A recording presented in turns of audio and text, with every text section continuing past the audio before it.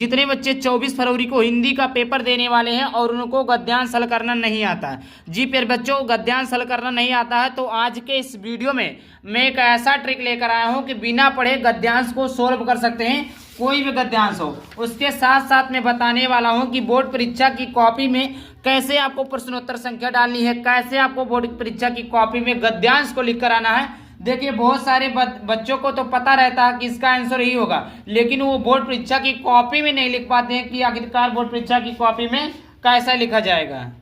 तो मैं दोनों को बताने वाला हूं कि कैसे प्रश्नोत्तर संख्या डालनी है, कैसे आपको पाठ का नाम डालना है, कैसे लेखक का नाम डालना है, रेखांकित अंश की व्याख्या कैसे करनी है, प्रश्नोत्तर संख्या कैसी डालनी है, सब कुछ एक एक करके बताने वाला हूं। उसके लिए छोटी सी प्रार्थना है कि वीडियो को लाइक करके चैनल को सब्सक्राइब जरूर कर देना, क्योंकि आप लोगों के लिए इतना मेहनत किया जा रहा है, इतना सब कुछ किया जा रहा है, तो आप लोगों के लिए भी फर्ज बनता है कि आप लोग सब्सक्राइब करके वीडियो को शेयर भी कर दें।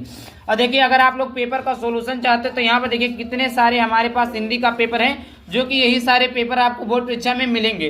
तो आप लोग चाहते हैं कि मैं इसका सॉल्यूशन करवाऊँ तो कमेंट में लिख दीजिएगा सॉल्यूशन, फिर मैं उसके बाद में सॉल्यूशन भी प्रोवाइड करवा दूंगा। तो यहाँ पर देख सकते हैं ये हमारा 2025 का पेपर है, तो इसमें से मैं एक क्वेश्चन को सॉल्व कराऊंगा जो कि है, देखिए मैं क्वेश्चन को दिखा देता हूँ। तो सबसे पहले मैं दिखा देता हूँ क्वेश्चन को। तो यहाँ पर देखिए लिखा है खंडवा वर्णात्मक प्रश्न, क्या लिखा है, खंडवा वर्णात्मक प्रश्न, प्रश्न संख्या 1 है। तो आप जैसे बोर्ड परीक्षा की कॉपी मिलेगी आपको यहाँ पर लिखना है प्यारे बच्चों, यहाँ पर ऐसे लिख देना है। यहाँ पर देखिए आप ऐसे बीच में लिखेंगे खंडवा, क्या लिखेंगे प्यारे बच्चों, ब्लैक पेन से लिखेंगे खंड। अगर आपके पास पतला वाला स्केच है तो पतले वाले स्केच का भी प्रयोग कर सकते हैं, खंडवा हो गया। उसके बाद में आप क्या डालेंगे बच्चों, प्रश्नोत्तर संख्या 1, क्या है,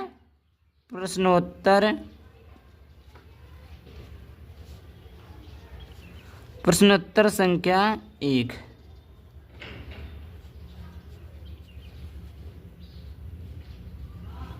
ये आपका हो गया बच्चों प्रश्नोत्तर संख्या 1। अब अगर आप लिखना चाहते हैं तो यहाँ पर भी लिख सकते हैं खंडवा वर्णात्मक प्रश्न, क्या लिख सकते हैं, वर्णनात्मक, खंडवा वर्णात्मक प्रश्न, खंडवा वर्णात्मक प्रश्न, इस प्रकार आप लिख देंगे खंडवा वर्णात्मक और प्रश्नोत्तर संख्या 1। वैसे यहाँ पर देखिए लिखा है खंडवा प्रश्नोत्तर संख्या 1, जैसे मैंने प्रश्नोत्तर संख्या 1 डाला है। अगर आप वर्णात्मक प्रश्न डालते हैं तो भी सही है, वर्णात्मक प्रश्न नहीं डालते तो उससे कोई फर्क पड़ने वाला नहीं है, केवल आप इसको यही लिख देना है खंडवा प्रश्नोत्तर संख्या 1। अगर डालना भी चाहते हैं तो इसके सामने लिख सकते हैं वर्णात्मक प्रश्न, या आप एक लाइन छोड़कर भी लिख सकते हैं, इससे नंबर नहीं कटेगा। बस हाँ अच्छा दिखना चाहिए, कॉपी में किस प्रकार आपकी राइटिंग है लिखनी चाहिए, आप इस प्रकार भी लिख सकते हैं, इस प्रकार भी लिख सकते हैं, दोनों में नंबर नहीं कटेगा। समझ में आ गया। अब उसके बाद में आता है फिर बच्चों एक हेडिंग आता है संकेत। आखिरकार हम संकेत में क्या डालें, सबसे ज़्यादा बच्चों को कन्फ्यूजन रहता है, बहुत सारे बच्चे संकेत नहीं डालते हैं। अगर संकेत नहीं डालते तो आपको एक नंबर नहीं मिलेगा, एक भी नंबर नहीं मिलेगा, क्योंकि देखिए गद्यांश में एक ये रहता है, एक ये रहता है, कितना रहता है, 2 रहता है।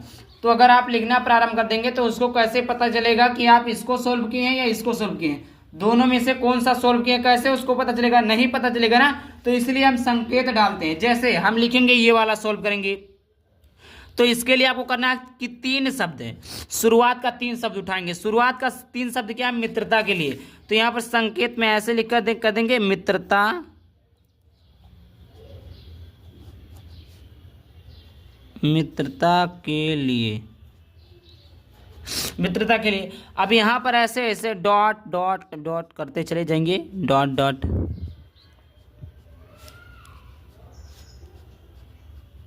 यहाँ तक आप डॉट डॉट करेंगे। उसके बाद लास्ट का 3 शब्द मित्रता खूब निभी, क्या लिखेंगे बच्चों, मित्रता खूब निभी। तो यहाँ पर लिख देंगे मित्रता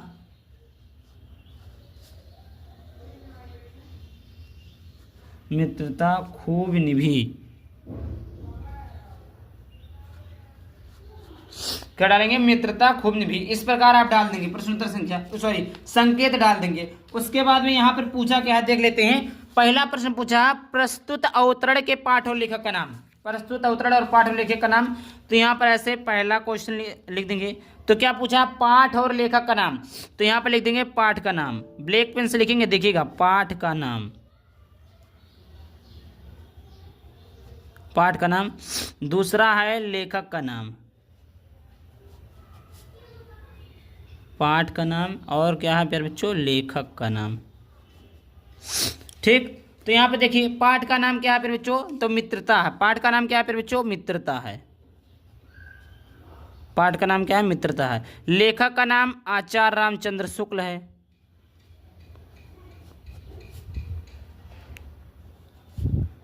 आचार्य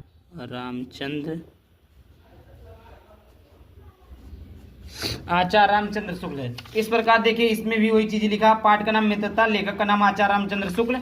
और दूसरा देखते हैं, दूसरा क्वेश्चन क्या पूछा है बच्चों, यहाँ पर देखिए दूसरा पूछा है रेखांकित अंश की व्याख्या।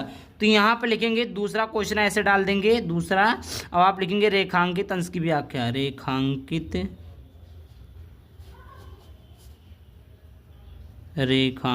अंश की व्याख्या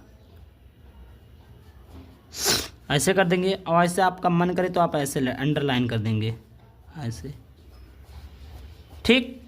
अब देखिए रेखांकित अंश की व्याख्या, कोई सा भी व्याख्या हो सबसे पहले आप लिखेंगे, अगर गद्यांश अगर आप लिख रहे हैं तो कोई भी गद्यांश अगर सोल्व कर रहे हो तो शुरुआत में आप लिखेंगे कि लेखक कहते हैं कि, क्या लिखेंगे, लेखक कहते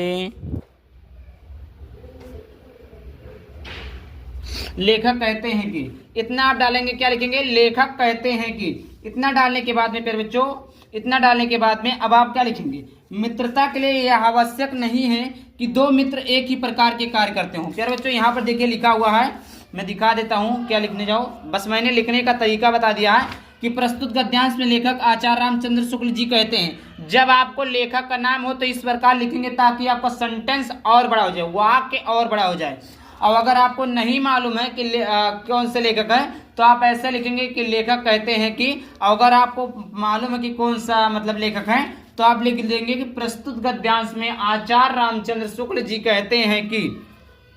यह बिल्कुल भी जरूरी नहीं है। यहाँ पर देखिए मैं आपको एक बार पढ़ के बता देता हूँ, क्या लिखे हैं कि मित्रता के लिए आवश्यक नहीं है कि दो मित्र एक ही प्रकार के कार्य करते हों या एक ही रुचि हो। इसी प्रकार प्रकृति और आचरण की समानता भी आवश्यक नहीं है। दो भिन्न भिन्न प्रकृति के मनुष्यों के बराबर प्रीति और मित्रता रही है।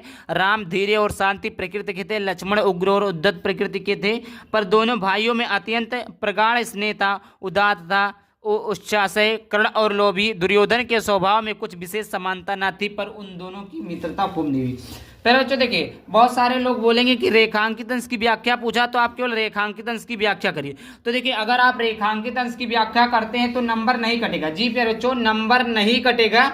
बट अगर आपको पूरे की व्याख्या आती है, अगर पूरे का लिखते हैं तो आपका एक भी नंबर और नहीं कटेगा। समझ में आ गया बच्चों? क्योंकि रेखांकित अंश की व्याख्या करते हैं नंबर नहीं कटेगा, ये 100% गारंटी है। बट अगर आप पूरे का लिखते हैं तो और अच्छी बात है, नहीं लिखना चाहते तो कोई दिक्कत नहीं है। ये चीजें हो गई आपकी, आधा चीजें आपको समझ में आ गया। अब देखिए बहुत सारे बच्चों को बोलेंगे सर मुझे कुछ नहीं आता, मैंने कभी कुछ नहीं पढ़ा। अगर जिन बच्चों को कुछ नहीं आता, ध्यान से सुनिएगा, वो आदमी मत बोलिएगा सर आपने मेरा गलत करवा दिया। जिन बच्चों को कुछ नहीं आता है यही लिखेंगे कि लेखक कहते हैं कि बस यहाँ से लेकर यहाँ तक उतार देंगे, यहाँ से लेकर यहाँ तक पूरा उतार देंगे। 6 नंबर का आता है तो कम से कम आपको 4 नंबर मिल जाएंगे। लेकिन वहीं पर जिन बच्चों को आता है, क्या जिन बच्चों को आता है वो क्या लिखेंगे कि मित्रता, अपनी भाषा में ऐसे लिख देंगे कि आप लोग जानते हैं मित्रता आप लोग करते हैं तो आप लोग जानते हैं ना कि मित्रता सभी के लिए आवश्यक। ऐसा नहीं है कि हम पढ़ी थे तो नहीं पढ़े। अगर आप देखिए आप पढ़ते हैं, आप एक स्टूडेंट हैं तो आपकी मित्रता एक बड़े स्टूडेंट से हो जाती है। आप स्टूडेंट है तो आपकी मित्रता किसी बिजनेसमैन से हो जाती है। तो यह तो स्वाभाविक नहीं है ना कि हम जिस कैटेगरी में है, जिसमें हम काम कर रहे हैं उसी में केवल हमारे मित्र बने। कोई भी कैटेगरी कोई भी चीज हो सकता है। ऐसा नहीं कि हमारे अंदर जो गुण है वही अंदर उसके भी गुण हो। यही सारी चीजें लिखनी है जो कि मैं बता देता हूँ। प्रस्तुत गद्यांश में लेखक आचार्य रामचंद्र शुक्ल जी कहते हैं कि यह बिल्कुल भी जरूरी नहीं है कि समान स्वभाव और समान रुचि वाले लोगों के बीच ही मित्रता हो सकती है। अर्थात लेखक का कहने का तात्पर्य यह है कि मित्र बनाने के लिए समान स्वभाव और समान रुचि की कोई भी आवश्यकता नहीं होती है। समाज में लोग भिन्नता अर्थात अलग अलग स्वभाव और समानता रुचि की भी कोई भी आवश्यकता नहीं होती है। अलग अलग रुचि को देखकर भी एक दूसरे की ओर मित्रता करने के लिए आकर्षित होते हैं, मतलब अग्रसित होते हैं। अब देखिए तीसरा क्या पूछा है कि प्रस्तुत गद्यांश पे लेखक का क्या कहना चाहता है, मतलब प्रस्तुत गद्यांश पे लेखक का कहने का तात्पर्य क्या है बच्चों। तो प्रस्तुत गद्यांश में लेखक, देखिए यहाँ लिखा है लेखक के अनुसार समाज में विभिन्नता देखकर लोग एक दूसरे की ओर इसलिए आकर्षित होते हैं क्योंकि वह चाहते हैं कि उन्हें कोई ऐसा मित्र मिल जाए जो कि वो गुण हम में नहीं है मिल जाए चाहते हैं कि उन्हें कोई ऐसा मित्र मिल जाए कि जो गुण हम में नहीं है वह उसमें हो। ये चीज़ें लेखक के कवि के कहने का लेखक के कहने का आशा है। तो आई होप इसी प्रकार आपको बोर्ड परीक्षा में बिल्कुल इसी तरह प्रश्न उत्तर संख्या डालनी है, इसी तरह आपको सब कुछ करना है। आई होप वीडियो पसंद है, वीडियो को लाइक कर देना है, चैनल पर पहली बार चैनल को सब्सक्राइब करना। चलिए मिलता है किसी नए वीडियो में किसी नए टॉपिक के साथ, तब तक के लिए बाय बाय, थैंक यू, जय हिंद, जय भारत, वंदे मातरम।